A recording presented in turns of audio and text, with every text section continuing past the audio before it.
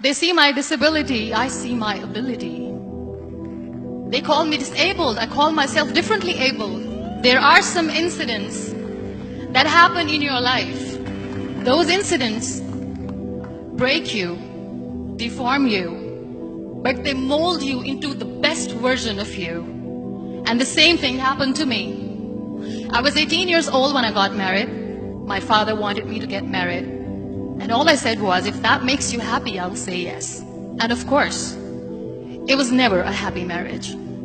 Just about after 2 years of getting married, I met a car accident. Somehow my husband fell asleep and the car fell in the ditch. He managed to jump out, saved himself. I'm happy for him. But I stayed inside the car and I sustained a lot of injuries. The list is a bit long, don't get scared. The wrist was fractured. Shoulder bone and collarbone were fractured. My whole rib cage got fractured. And because of the rib cage injury, lungs and liver were badly injured. I couldn't breathe. I lost urine and bowel control. That's why I have to wear the bag wherever I go. 3 vertebrae of my backbone were completely crushed. And I got paralyzed for the rest of my life. I finally ended up in a hospital where I stayed for 2.5 months. I underwent multiple surgeries. One day, doctor came to me and he said, well, I heard that you wanted to be an artist, but you ended up being a housewife. I have a bad news for you. You won't be able to paint again because your wrist and your arm are so deformed, you won't be able to hold a pen again. Next day, doctor came to me and said, your spine injury is so bad, you won't be able to walk again. Because of your spine injury and the fixation that you have in your back, you won't be able to give birth to a child again. That day, I was devastated. I asked my mother, why me? And that is where I started to question my existence. Why am I even alive? And that is where I realized that the words have the power to heal the soul. My mother said to me, this too shall pass. God has a greater plan for you. I don't know what it is, but He surely has. And in all that distress and grief, somehow or the other, those words were so magical that they kept me going. One day I asked my brothers, I know I have a deformed hand, but I'm tired of looking at these white walls in the hospital and wearing these white scrubs. I'm getting tired of this. I want to add more colors to my life. I want to do something. Bring me some colors. Bring me some small canvas. I want to paint. So the very first painting I made was on my deathbed, where I painted for the very first time. It was not just an art piece or just my passion. It was my therapy. And then I was discharged. And I went back home. And I went back home and I realized that I had developed a lot of pressure ulcers on my back and on my hip bone. I was unable to sit. There were a lot of infections in my body, a lot of allergies. So doctors wanted me to lie down on the bed straight for not 6 months, for not 1 year, for 2 years.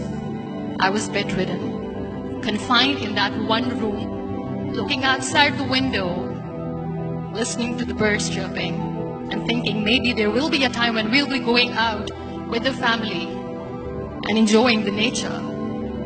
That was the time where I realized how lucky people are.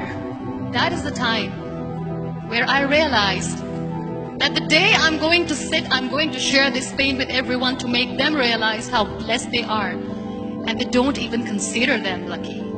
That day I decided that I'm going to fight my fears. We all have fears.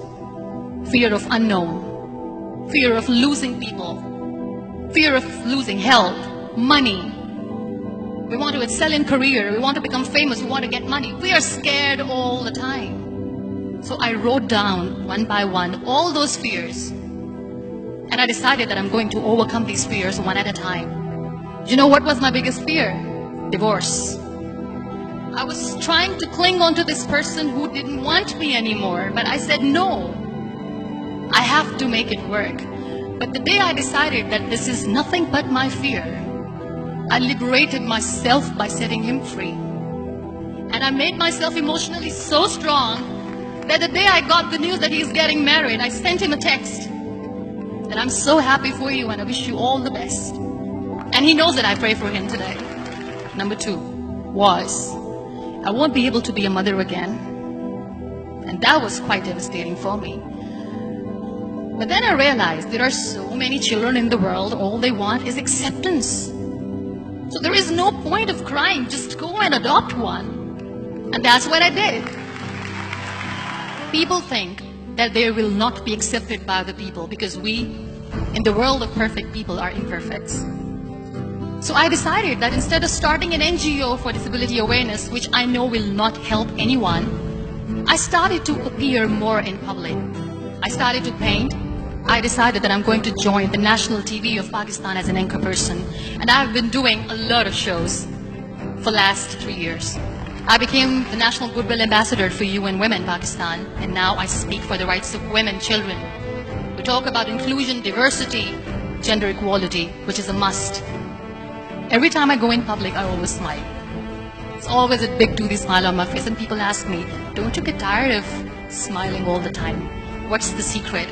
I always say one thing, that I have stopped worrying about the things that I have lost, the people that I have lost. Things and people who were meant to be with me are with me. And sometimes, somebody's absence makes you a better person. Cherish their absence. It's always a blessing in disguise. Live your life fully. Accept yourself the way you are. Be kind to yourself.